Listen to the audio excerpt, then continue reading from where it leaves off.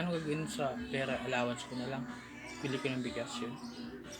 O paggawa ko ng bagya yung problema dun sa nilayasan nila Jill. Ano yun yung drain. Tumirekta sa kanila yung tubig. Pag naliligo. So, galing sa trabaho. Ang bala ko, barahan na lang yung drain.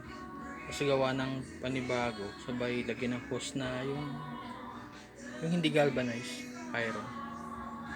Papunta rin sa kanal sa tabi, sa kanal.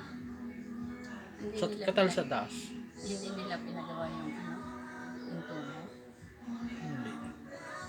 Hindi, sasarado na lang yun. Tapos gagawa na lang bago. Yung O kaya mismo dun sa kwan. kinuha nila. Yung Yung ng tubig. sa meter. Hindi. Pero dalawang gripe na wala. Ewan kung babalik kayo. Sana nga bumalik. Maganda mag-maayos ang bahay.